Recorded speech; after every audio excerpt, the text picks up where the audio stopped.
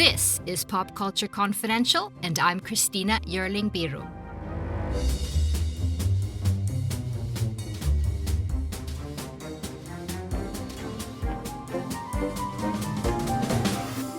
Hey everyone, and welcome to the show. This episode is all about the actors. This year had performances that made me cry, laugh, and even reconsider some life choices, sometimes all in one movie.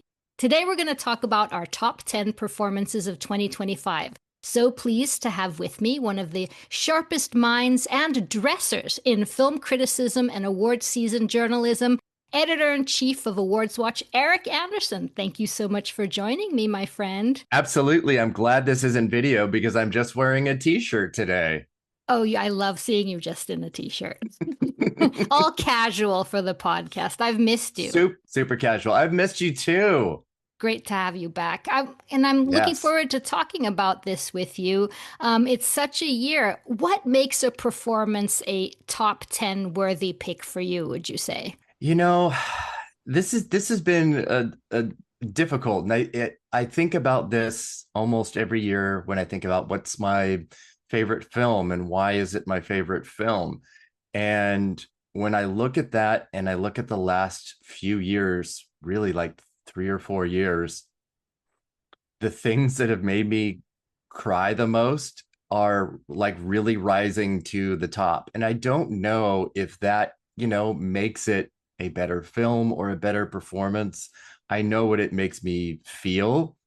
And, also too, if something makes me laugh really, really hard, just the same. And there might be a name on that list today that that sort of reflects that.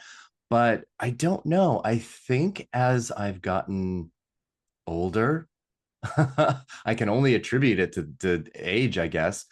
I find myself more vulnerable to very, very emotionally driven stories and performances. And that it's a funny thing. We could sort of talk about that all the time when it comes to award season and how, comedy is underrepresented, but drama and tear jerkers always get that representation because there's an idea that dramatic performances are more difficult than comedic, which generally it's the other way around. So I don't know, but yeah, that's kind of where I'm at. Like if you can make me like really, really cry, then you got it. You got Yeah, me. you and me the same there. I mean, we've cried to several films next to each other.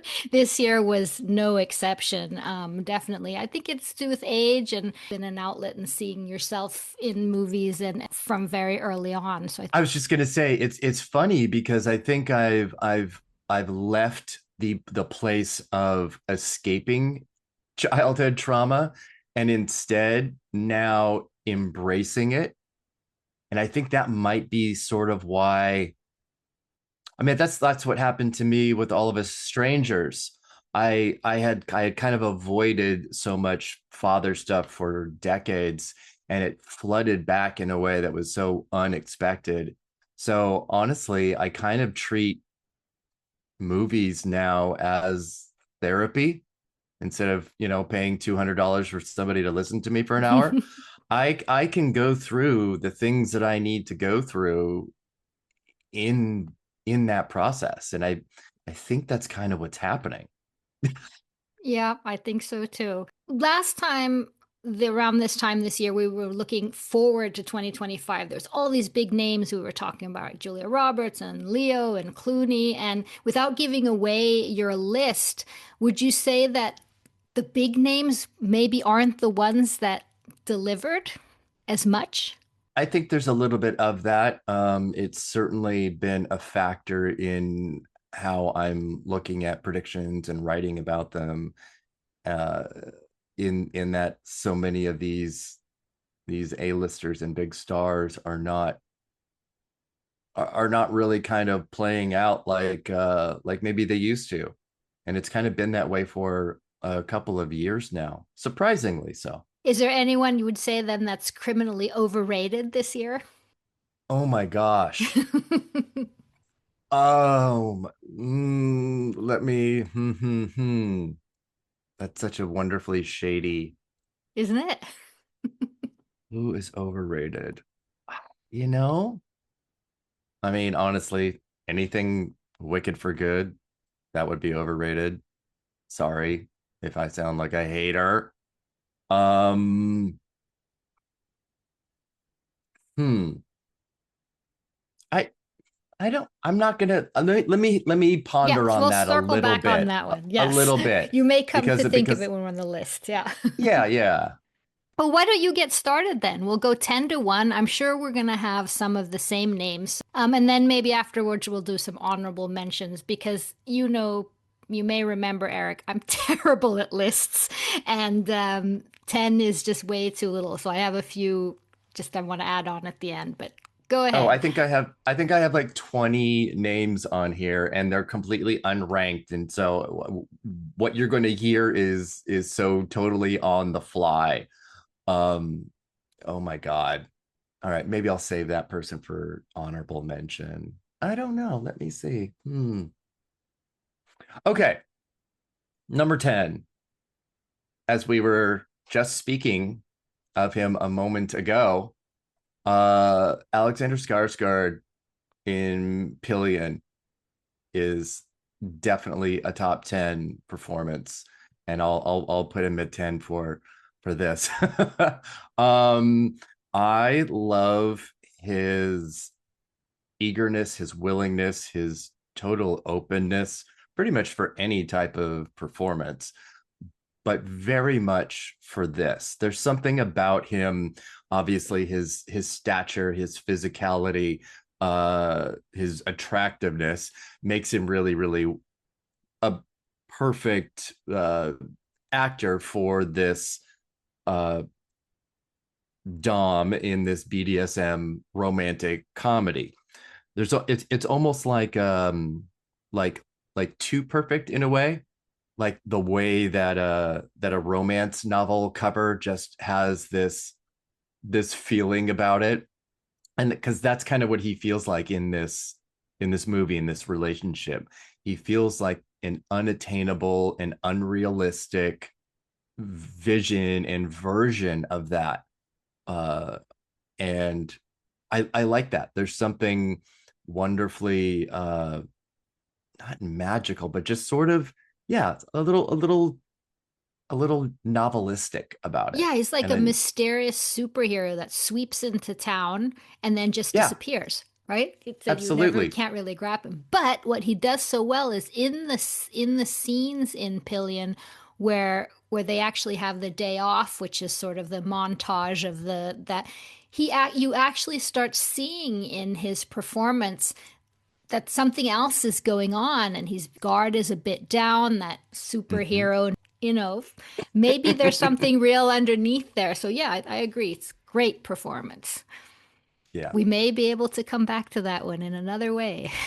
Okay. My 10 is Benicio del Toro in One Battle After Another. I think that this performance is mischievous and calm at the same time. And I also think that he was great in Wes Anderson's Phoenician Scheme, which Hmm. in no way is tops One Battle After Another, but I think that he's given two really, really great performances this year. Yeah, I love that. Yeah, I'm a really big fan of this performance as well. I really like how it's not really that small. It's a very perfect supporting performance. Um, but yeah, he's the calm through all of this as DiCaprio is losing his mind, and that, trying to get his phone charged and then get that password. It's absolutely hilarious. I think, I know, as much as everybody wants to quote the Three Small Beers, which is really funny, I think the funniest thing that he does is when DiCaprio is on the phone and asks what time it is, and Del Toro says 8:15. I think that is absolutely so incredible. It's a perfect kind of insight into his character too. Just sort of paying attention to everything and nothing at the same time. It's a wonderful performance. Perfect. Yeah. All right, you go. Number 9. Okay, my number 9. And to what I was speaking of earlier, my number 9 is Liam Neeson in Naked Gun. Oh, good one. Because again, comedy, super underrated. I think there was, I'm a huge fan of the Naked Gun series from the 80s and 90s and the Police Squad television show and everything that Leslie Nielsen has done when he became a sort of spoof actor. And when it was announced that this was going to get a sort of a reboot, I was pretty against it, even with the idea of Liam Neeson. But I warmed to it thinking, okay, wait, if he's going to sort of play this like almost like his persona, like his Taken persona, and sort of how we sort of think and feel about Liam Neeson now, because that his his role in those movies sort of seem like completely intertwined with him. The way that you do sometimes with an actor where you associate them with a role so completely that it becomes really hard to separate them from it. And that's kind of exactly what happened. He played his Frank Drebin Jr. with the same type of tenacity as he did in Taken, but just with the absolute driest comedic delivery. And Leslie Nielsen's delivery was perfectly dry and stone faced. So he doesn't replicate that exactly. He just utilizes Nielsen's version with kind of his Taken version. So there's a little bit of a meanness to it too, that just I don't know. It's absolutely hilarious. He just is just perfect in this movie. Good one, yeah. Yeah. So my number 9 is Inga Ibsdotter Liljas from Sentimental Value. A breakout performance. I think to be able to play such a quiet, timid role but take over is really amazing. I had the pleasure of talking to her, and one of the things we talked about was that um, the scene, the very important scene between Renate Rensve and her, the pivotal scene where the two sisters actually sort of realize their roles in the family, and it's a real aha moment for Renate's character. The sound man came over to them afterwards and said that he could hear their heartbeats suddenly synchronizing, the two actresses, Oh, while they were doing this. And I think I've thought about that in her performance. And it sort of became this thing for me to think about, that when Inga is in the room and talking to me, her heart sort of synchronizes. That's her role in the family. And she synchronizes and she does this in her performance. And it's incredibly low key, but powerful as anyone else in this cast of amazing performances. I mean, every single one of them is deserved to be on this list, no doubt. But that one to me is something very special. I love that. I have her at number 8 Oh, on my list. I think she is, I'm a big fan of small ensembles or even large ones, but mostly small ensembles when one character is that glue, that connector that brings two or three or more people together, or is the mediary between them. There's sort of a, sometimes like a middle child syndrome. I think that happens. I'm the oldest, but I can see and have been sometimes, that person that has to bring two people that are sometimes fighting or just sometimes just at the opposite And You're the uh, master. I've seen you work your magic at Telluride. You and I are like the parents of the group once in a very, while. very, very, very much so. Yeah. And sometimes you need to do that with a stern hand, and sometimes with the gentlest touch.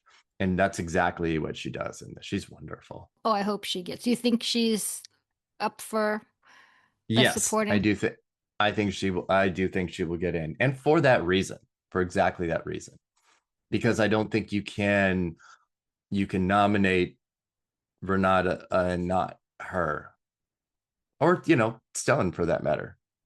She is that glue. She's the glue. Yeah. So Yeah. that was your number eight then. That is my number 8. Yeah. So, well, my number eight then is kind of on your Liam comedy. This is my comedy one. I think it's Billy Crudup in Jay Kelly. His 8-minute dinner scene that he has with George Clooney, where he's an actor who has not really gotten to the point where he wants to get in his career, is so unhinged and becomes this absolutely crazy scene, a confrontation, really, that I didn't know where he was taking us. And it was so surprising that for me, I just thought it was hilarious and really out of left field for this actor. I have him in my honorable mentions. I absolutely love this performance. I'm always fascinated in watching movies about actors in which they have to act in the movie because they're showing really showing their hand like a magician showing their tricks when he's reading that menu and crying and then snaps right out of it. You're just as a viewer, you really want to be completely immersed in a performance, and when you see the cracks, sometimes that will take you right out of it. So it's always to me a really challenging and brave thing for any performer to do, to reveal those tricks like that. And oh my God, it's a devastating uh performance. He's walking such a fine, thin line in this little scene that you can just see how difficult it was for exactly the reasons Yeah, you're saying. Yeah. yeah, very much so. Oh my All right, God, seven. I'm looking at my list and I'm like already freaking out. Oh my God. I have one coming up that I'm going to absolutely cheat on and hope that I can get the approval on, but if not, I'll make it work. My number 7, who might really maybe should be higher. No, I'm gonna put this person higher. I'm gonna put them higher, and I'm gonna put this person here instead. Oh my God. This is this is so cutthroat. Um okay, this is actually a performance that has both comedy and drama, an enormous amount of pathos that shouldn't be surprising because they are one of the greatest actresses of all time. And that's Glenn Close in Wake Up Dead Man, who's very, very funny. She gets those great like pop out of nowhere moments in the first section of the film. Little sort of jump scares with her deeply religious Throwing herself at the altar. piety, quite literally throwing herself. And then that evolves into something more uh, bittersweet and beautiful and kind of heartbreaking. In you just need someone of Close's stature to really be able to pull that off. I think it's one of her best performances in a long time.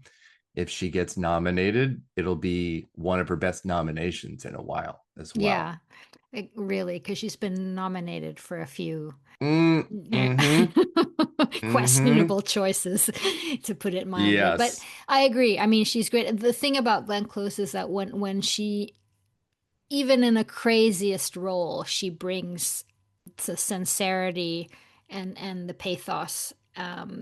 And she definitely, you can see that the woman she's playing, although she's totally over the top in this film, there is this backstory that you can see, and there's a Yeah. truth to it, or a delusion, I, maybe it's a better word, yeah, whatever you want absolutely. to call it.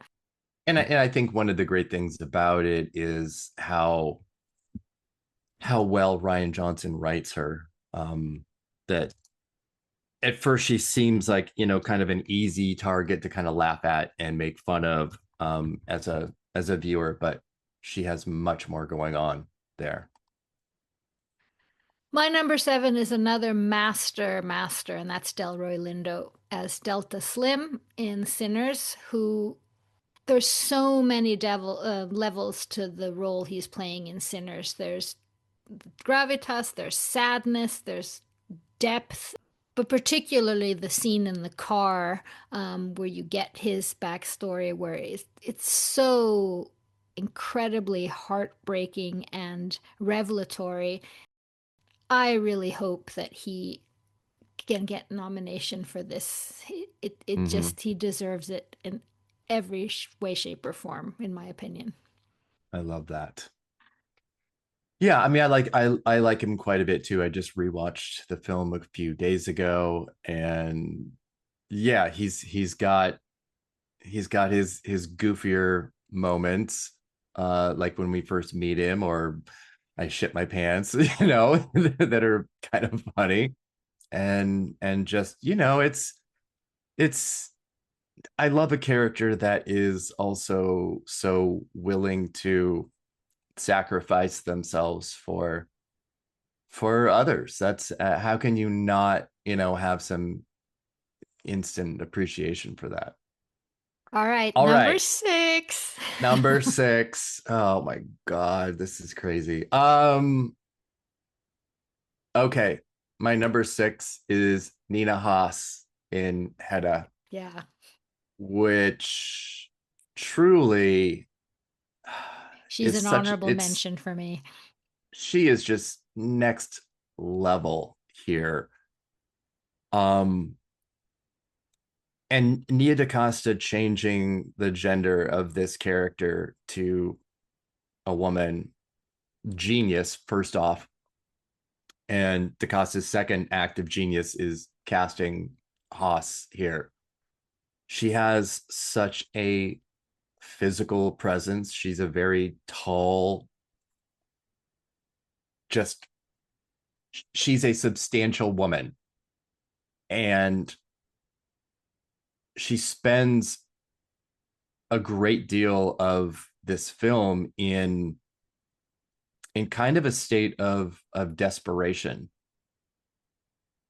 but then has that moment that with the men where Hedda sends her out very, very nakedly vulnerable in that wet dress, and she doesn't realize it,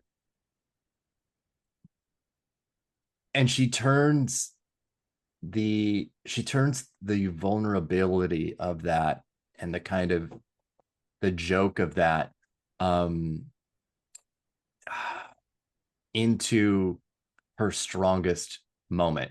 She completely turns it around on those men. And it's I'm a big fan of Haas, period. She should have been nominated for Tar. Um, I I want her to be for this. It's one of my favorite things she's ever done. Yeah, it's a really great performance. And as you're saying, both vulnerable and um, powerful. I have someone else Love it. who's very powerful here at number six, and that's Amy Okay. Madigan in Weapons. Yeah. Yay. um, this incredible performance that kind of came out of nowhere and just sort of shocked us all, where she goes from, She's a predator and a killer, but at the same time, it's just a hysterical character of a, older family member who's just wreaking havoc.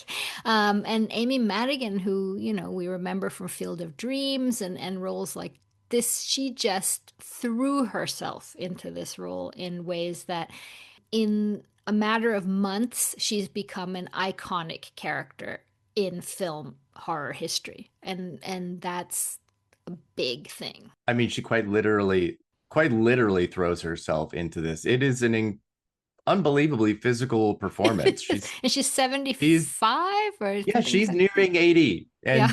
And also, I mean, I know she's worked pretty consistently, but certainly in very, very small films, without a lot of big recognition. And this just like blew her up. It's yeah, I love her in this. I have relegated her to honorable mention, which I know the gays will be so mad at me. Um, but I love her. I love, love, love, love her in this. All right, you're Oh at my number God. 5. Okay. My number five, my number five is we're going to revisit sentimental value with Renata Rensva this time. It's anything and everything that you could have loved her for in Worst Person in the World becomes so much more here. It's it this is such uh a trio of performances with her and Ingen still in, and they don't really kind of work without each other. But she has the quiet power that the narrative structure of the house having that quiet power has. While her sister is that glue, um, she's the foundation, and it doesn't exist. The story doesn't exist without her. I it's I like how really mostly gentle she is. It's not it is not a performance about hysterics. Although she is pretty funny when she is in sort of like panic mode too. Um, and I really love that. I really respect that. And that isn't to say that, movies and performances that have really big over the top performances in them, I don't gravitate to either. I certainly have some of those on my list, but yeah, it's just it's beautiful. She's beautiful in this. Oh, it's undeniable. And I know, I'm sure my listeners are so tired of me. I mean, I've been calling her the Meryl Streep of our time now for the way her cheeks, when she starts to get emotional or cringe or, see them getting red, it's in her Mm-hmm. skin. I remember watching her in Armand. Do you remember that crying scene she Yes. has for what? I think it's 13 minutes. I mean, it does not let up. I love her. I mean, I just think she's absolutely the best we have at the moment. There's something about her sometimes that is like Julianne Moore that Yes. that knows how to also, very pale and everything shows on Translucent. her Yes. face. Um and knows when to be absolutely silent and let the face do the work, and then also knows when to absolutely just let it go. That she just has incredible control over that, Hmm. but at the same time it feels like we're seeing something completely organic happening. So my number 5 is also a movie we talked about earlier, and that's Harry Melling in Pillion, who I think I love this performance because it's so dual. He's timid and innocent and exploring, but one of the bravest characters. I mean, if you can step up and do a back alley blowjob and you're your first encounter with someone like the character of Alexander Skarsgård, you can see in his performance as he starts to understand what he wants out of his desires and sex life and relationships and subtle changes, because I've seen it a few times now since I've done some work around it. And it's so interesting towards the middle of the movie where you start seeing how he communicates with his parents, how he starts walking a little bit differently. I think it's a really, and it of course wouldn't work without the fantastic performance of Alexander and the rest of them. But I think it's kind of like Inga. He brings this Mm-hmm. quiet powerfulness into, yeah. I love Harry Melling in this, and certainly in my life, I've been more of a Colin than a Ray. So there was a lot of Me too. relatability to that because you have, if just calling a spade, Alexander Skarsgård has all, like we talked about, these traditional elements of attractiveness, and Harry Melling less so, which is not an unfair thing to say if we're just, talking about tradition. The Um, cover of that book, right? The Harlequin. exactly. And when you are that person, when you are a Colin and you have a Ray in your sphere, there is something that kind of happens to you that feels both like a fantasy, like unreal, um and a few things can happen with that. And certainly what happens with this is that it unlocks in Colin a confidence that he'll get to carry with him for the rest of his life and relationships. I fucking love this movie. Me too. All right, number four. Okay, number 4. Now, this is the one that I want to sort of cheat with. I want to be like the National Board of Review, where they'll take one actor that's had like maybe 2 or 3 or 4 like outstanding movies and performances in Oh, one I know in where one you're year. going with this. And if I'm allowed to do that, I'll do it. But if not, I can pick one from it You're allowed. that I'll I know pick. you're joshing Okay. it over here. Yeah, we're gonna josh it up a little bit with Josh O'Connor for his 4 films, all coming out within like 3 months of each other. Fantastic year. The History of Sound, Rebuilding, The Mastermind, and Wake Up Dead Man. And Wake Up Dead Man is for me the number one of that. And it's crazy to think that I have a top 10 list with 2 Knives Out performances on it. It's amazing. But that's because this movie of the 3 is on such a completely different level than the previous ones, which I like very much, but this is on a different level entirely. And the reason is because of Josh O'Connor and Glenn Close. When they come together, it's it's some of the best duo work of anything that I've seen this year. I talked to Josh O'Connor last week and I told him I am such a huge fan of his accent work. I think it is exciting and fun. I loved his accent in Challengers. He has 4 different accents in all 4 of these movies this year.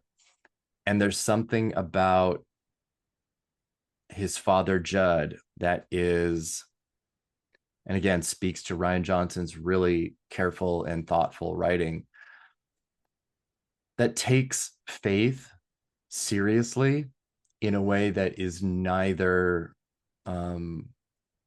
like preachy or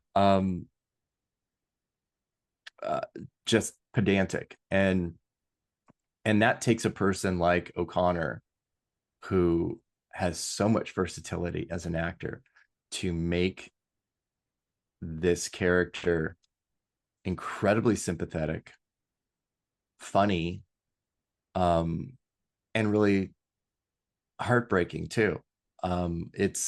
It is my favorite of his four performances, although the mastermind is right there. Yeah, that's the one for me. Genius performance in that film. My God, what a perfect marriage of actor and director that movie is. But yeah, I mean that's why it's too hard to choose, because he gave us four different things that are like no one's doing this year No, what like a him. year. I mean that it's his year in every sense of the way, and really good performance. I still think he has an even not a better performance because all performance but I think he has the even better film to come when he's just gonna blow us away. Kind of like because for me, maybe I think Paul Mescal has the career. It's so emotional from After Sun to Hamnet to all of the strangers. It just he's just kicking me in the gut with every single movie. Josh hasn't really done that for me yet, but I still think he's that when that performance comes, he's gonna knock us out. Or that i'm very film ex- comes. yeah, I'm very excited to see what happens next year with his Spielberg sci-fi film, when mainstream audiences will probably have one of their first real looks at Josh O'Connor outside of The Crown, really. Right. Well, more to come with him. So my four is Hmm. Joel Edgerton in Train Dreams.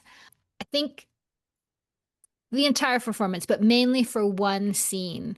Again, I think we talk so much about how much both of us are crying, but there's a scene where he's crying and apologizing at the same time, because for this character to show that type of emotion is not something that comes easily or is allowed, really.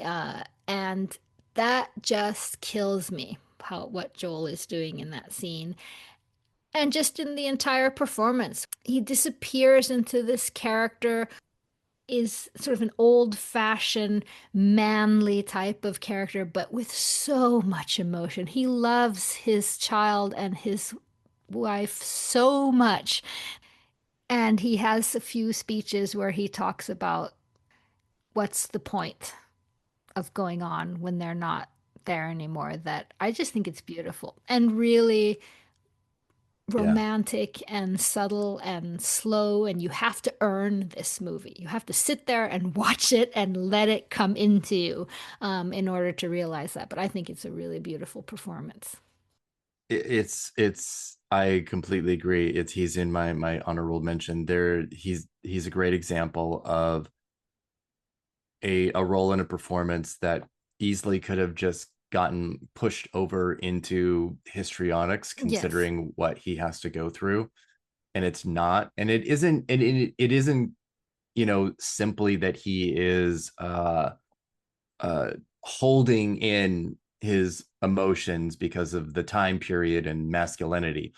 It's it isn't that at all. It never comes across that way at all. He's just an extremely gentle, thoughtful person.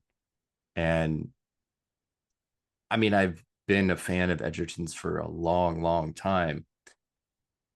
And it's, I think, one of his great superpowers is that he does have that. He can be, aggressive and mean and over the top, like Animal Kingdom or whatever, but the majority of his performances exist in a place of quiet Yes. and thoughtfulness, like loving too. And definitely this, he is that guy.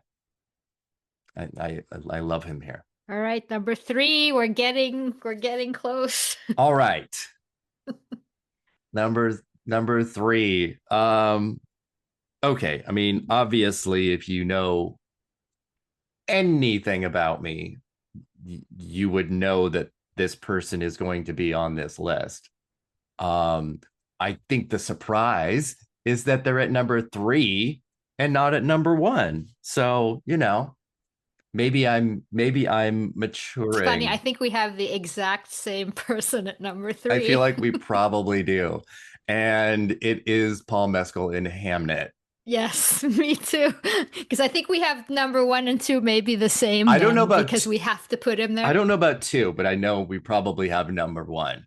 Um, yes. So yes, obviously, Mescal is absolutely the king of sad boys. And making us cry and crying himself. What I think is absolutely fantastic about about him playing William Shakespeare, is and again, I mean, like a lot of these other performances, I'm also handing it to the writers and directors who are crafting screenplays that allow these actors to be able to give the performances that they're giving, because we have seen Shakespeare done in every possible medium for 100 years, and 100, 200 before that, before film. And and these Hamlet speeches we have seen, we have Romeo and Juliet, we've heard and seen over and over and over again. When we get to the moment in Hamnet, and I know most people haven't seen it, so I don't want to be too over the top, or I guess spoilery in it. When we get to be or not to be, which is not in the book, there's actually no Shakespeare stuff in the book whatsoever. It's all in the film, and it has to be in the film because it gives us the context of loss, uh, that both Shakespeare has and that Agnes has, in different degrees and in different places. When we get to that moment, the way that it completely recontextualizes that speech and the entire purpose of Hamlet, I don't I don't ever want to hear or see anyone else do that speech It's than astonishing. Paul Mescal Yeah. in that moment. He has the background, he has the physicality, he has the emotional weight to turn this into something that we have never ever seen before. And how many times can you say that with material that feels like there is no more new way to do it? It's unbelievable. It is. It really is. That scene is just astonishing. And what he does throughout, I mean, the beginning of the movie, he's just hot and hot for her.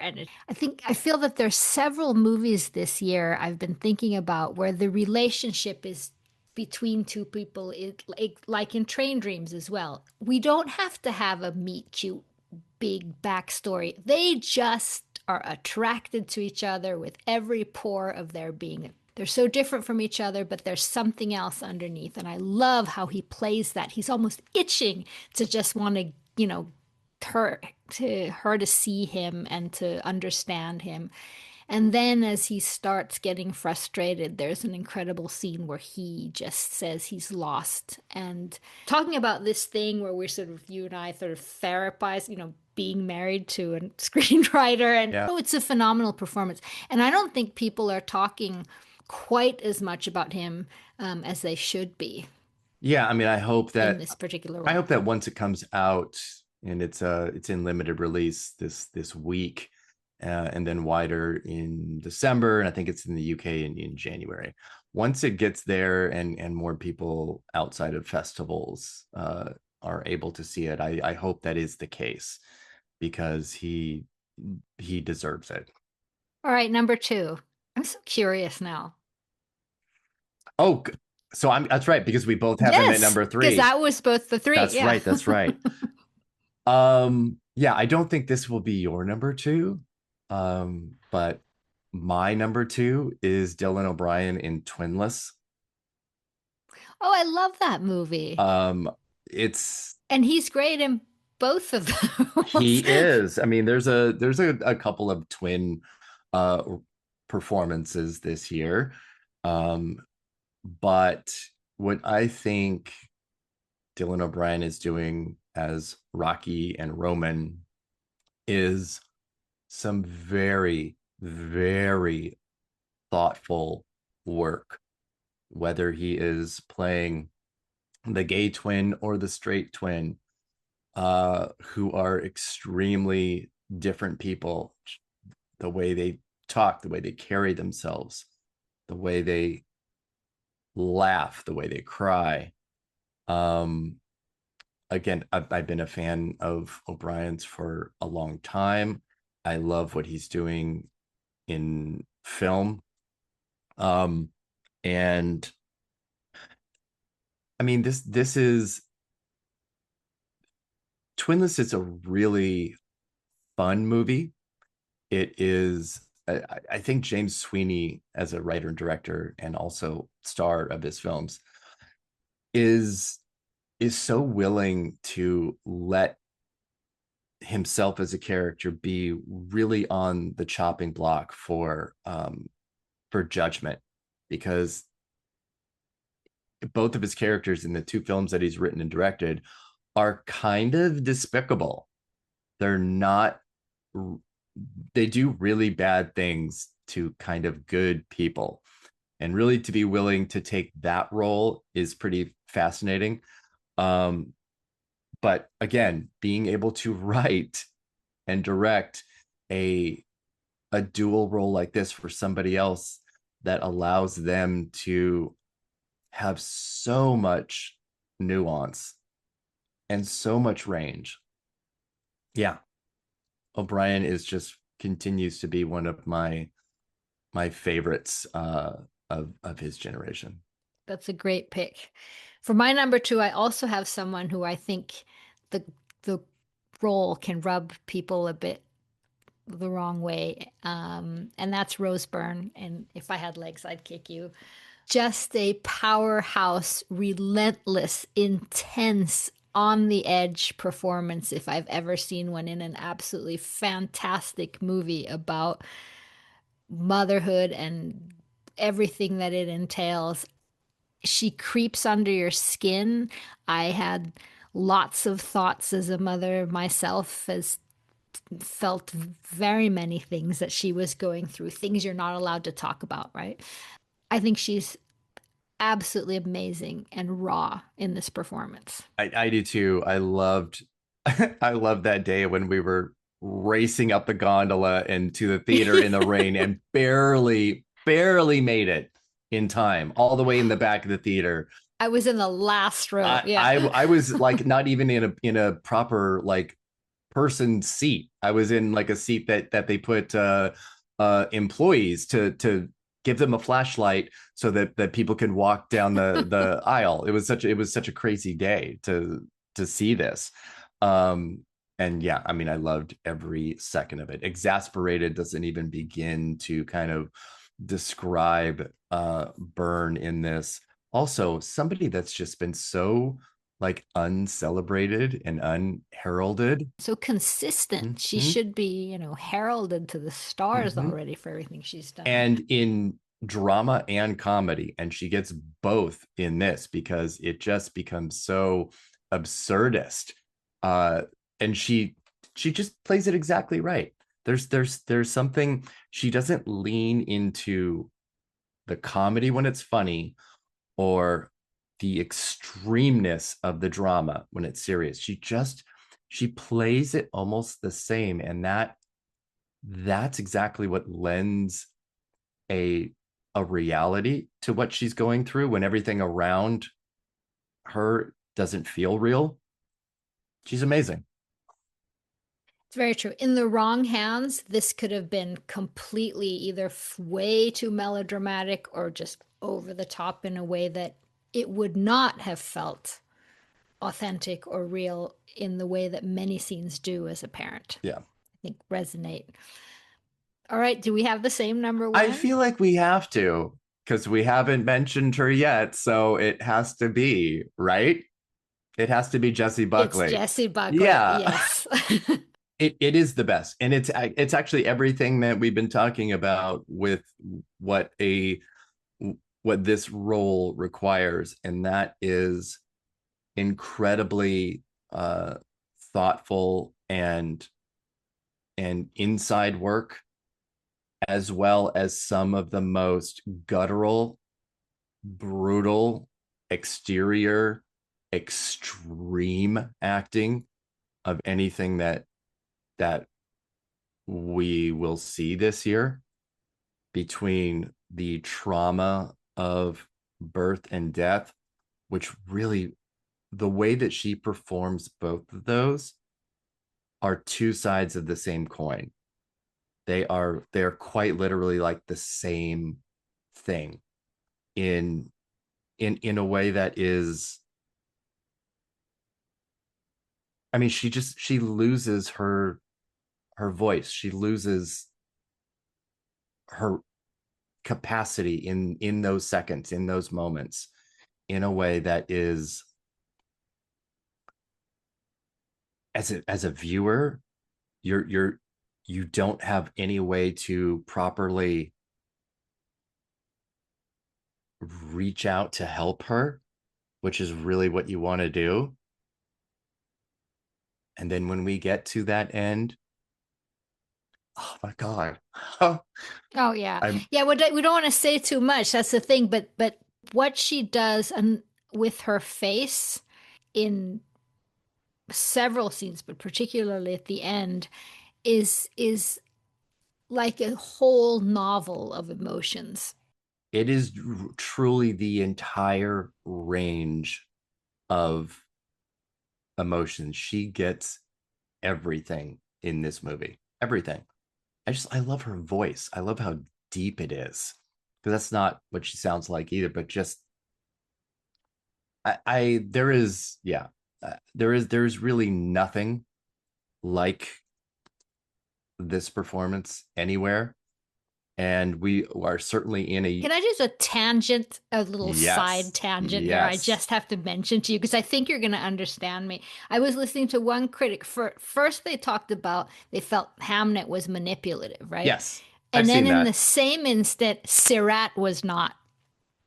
Okay. Excuse me, but I mean, I'll say, as somebody who is on the opposite side of that opinion, I understand it, because if I can be the opposite, there has to be okay, the well, opposite. I get it. But I'm so fascinated by the number of performances this year and roles, whether it's Buckley or Byrne or Jennifer Lawrence in Time I Love, that are giving us such great examples of motherhood and every aspect of it.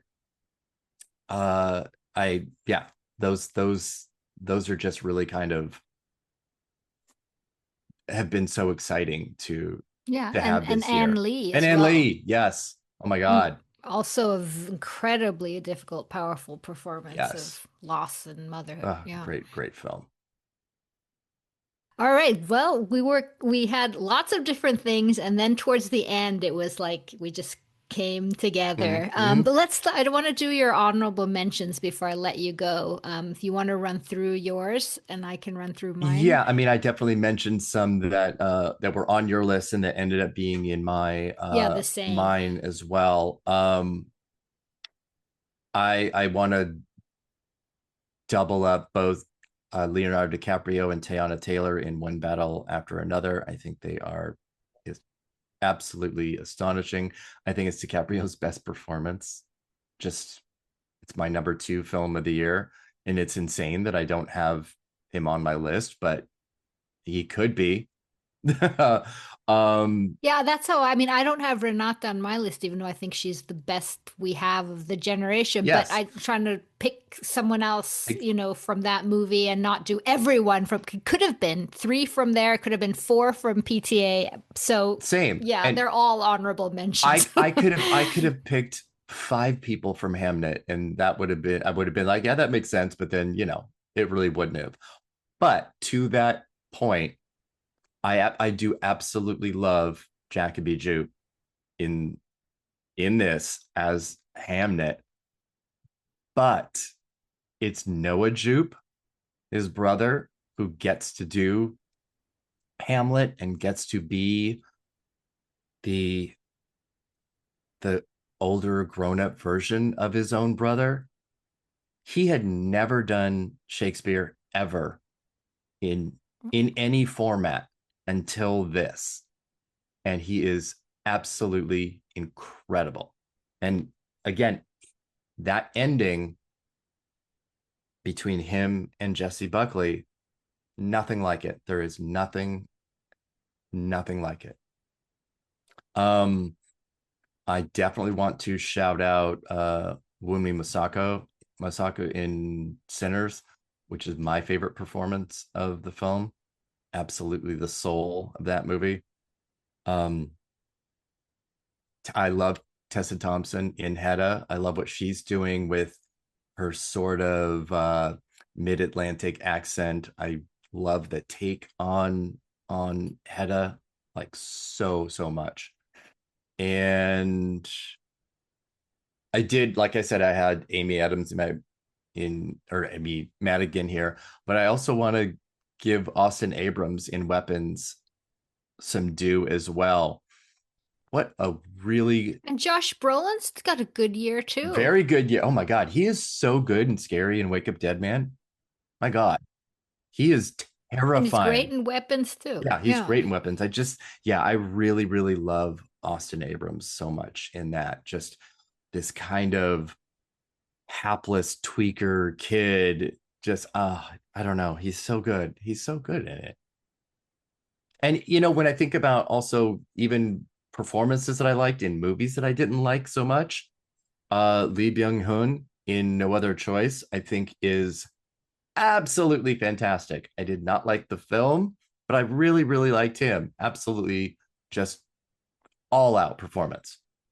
Yeah, you've mentioned a few. I had Noah and Jacoby written here for Hamnet, I think are amazing. I want to shout out ASAP Rocky, who I think is great in a couple films too. If Yes. I had legs, and the part of highest to lowest that I really liked. And what I can feel about his those two performances is that he's also one of those that waits until he gets that movie. That's his movie. Yes. He's gonna knock us. Then there's a performance in It Was Just an Accident. Hamid, I'm sorry if I get the name wrong, or if I'm not saying it correctly, Muhammad Ali Ayasmir, who I think is amazing. He's this live wire of a performance. Yeah, I had him as well. Isn't he good? He's like Yes. particularly standout. Yes. Yeah. Bradley Cooper in Is This Thing On? Another one of these little funny. I just think he's so funny from the Balls. first His name minute. is Balls. Balls. His name is Balls, and he just comes crashing in, literally Literally. falling over himself in this small role that he's cast himself in because he's a director. But I thought it was like one of the funniest things he's done. Yes. Ava Victor and Sorry Baby, Yes. really good. Subtle, powerful, also someone who's really holding in so much emotion, so much trauma. Yes.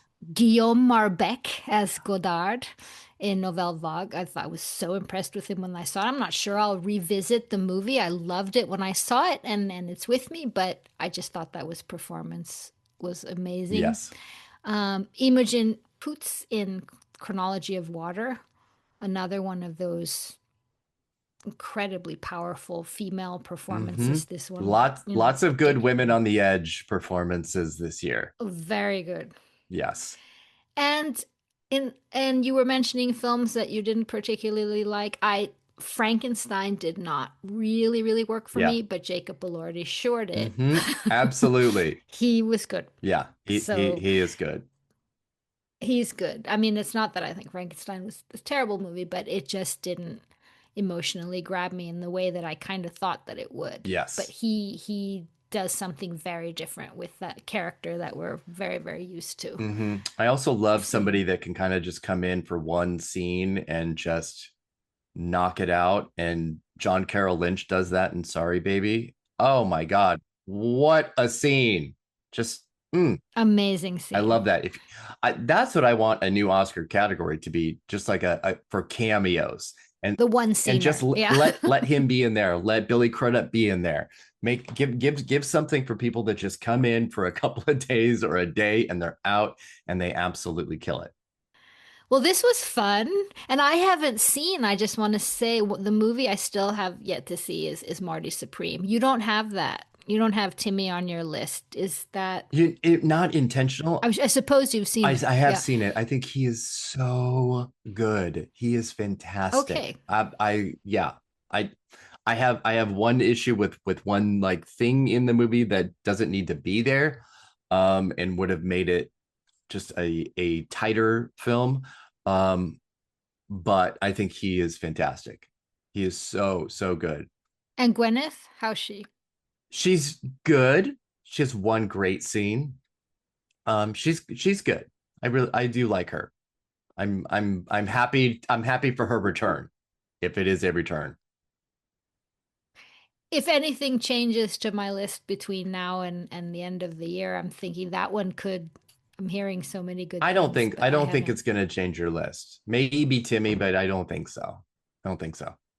Well, this was great, and I hope we'll see each other soon I think so. in Los Angeles. Thank you so much for joining Thank me. you for having me, Christina. This has been wonderful. Tell everyone where they can. You guys have so much. You have so many interviews. You guys are just pumping out interviews this season on Awards Watch. Tell everyone what they can read and find and what you have going forward. Yes, is a wonderful trio of interviews from Ryan by the women of One Battle After Another. So Tiana Taylor, Regina Hall, Chase Infinity. Great. And the Tiana Taylor is a video. You can watch that. She is a hoot. Absolutely so funny. Just I love I her. love it. Yeah, we have a lot. Some Hamnet ones dropping probably maybe by the time this comes out, at least one or two of them. And yeah, much more to come. That's great. Thank you so much, Eric, and I hope that we'll collaborate more as well. Me too. See you soon. All Thank right. you. Bye.